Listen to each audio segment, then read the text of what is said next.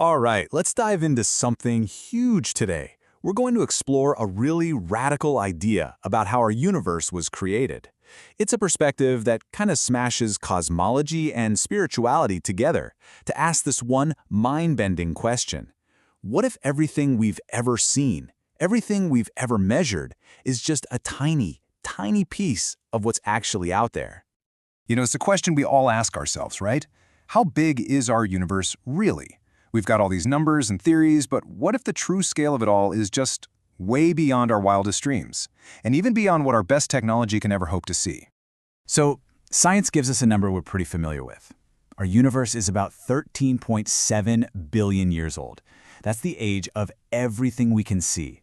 And that last word, see, that is the key to this whole entire story today. And that gets us to the first part of our journey, the story of creation, as told by science. The one that's built on observation, on math, and on hard, physical evidence. It all kicks off with the Big Bang. The theory says that everything we know, everything, space, time, energy, matter, it all just erupted from this single point, a point that was infinitely dense. And for the last 13.7 billion years, it's just been expanding outward.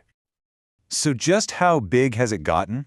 Well, our most powerful tools, like the Hubble Space Telescope, they tell us the diameter of the visible universe is about 156 billion light-years across. But did you catch that word? Visible? That's our first big clue that there's a lot more to this story. And this leads us right to the heart of the whole thing, the secret of the unseen universe. What if what we can see is just the very tip of the cosmic iceberg? What's really hiding out there, beyond the limits of what we can perceive? Well, our source material argues that our view is totally limited by our tools. The Hubble telescope is amazing, but it can only see certain frequencies of light. And light from the really, really distant parts of what could be an infinite universe, well, it just hasn't had enough time to reach us. But here's the real kicker. The source says that because our instruments are made of physical stuff, it calls this stuff tatvas, they are basically blind to anything that isn't physical. And of course, now we have the James Webb Space Telescope, which is a massive leap forward. It's way more powerful than Hubble, it can see deeper into the infrared spectrum, and it's letting us glimpse the very first galaxies forming. It's an absolutely incredible piece of tech. But the fundamental question is still there. Is it really enough to see the whole picture? And this brings us to this really radical claim from our source material. Physical tools work only up to a limit. This is the exact moment where our story takes a sharp turn, away from what we can measure with our tech to what might only be perceivable through, other means. So, if our physical tools eventually hit a wall, what's the alternative?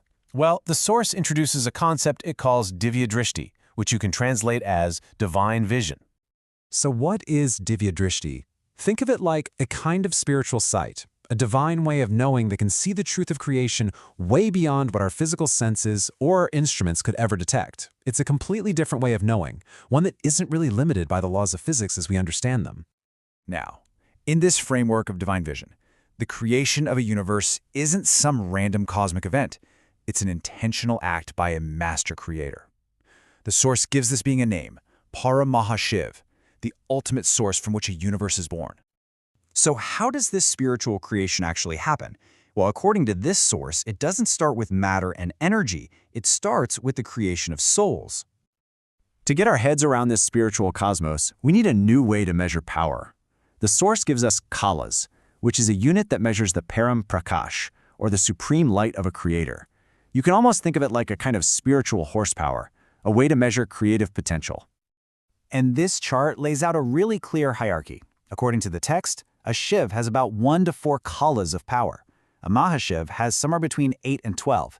And then at the very top is Param Mahashiv, the universe creator, who operates with a power level of 16 to 20 kalas. This whole structure is really key to understanding how the creation process unfolds. So how did it all begin? The story says that from just the thought of Paramahashiv, the first 12 formless souls just appeared. These original souls then started their own creation process, expanding their numbers to 108, then to 16,000, and finally to 900,000 formless souls who are all known as Mahashivs. We're not talking about creating matter here. We're talking about the creation of pure consciousness. But that brings up a pretty big question. If creation started with these formless souls, how did we end up in a physical universe of stars and planets? Well, the source describes this process it calls the descent of creation, a journey from pure spirit all the way down to solid matter. And this timeline shows us that whole descent. It starts way up at 16 kalas, which is a realm of pure spirit and formless souls. As the energy level drops to 14 kalas, those souls start to take on a form. Then at 9 kalas, we get the separation into masculine and feminine principles. But the real turning point is at 8 kalas. That's when physical elements, those tattvas we talked about, start to mix in with the spiritual ones. And this goes on until the universe hits 0 kalas, which is our current, fully physical reality.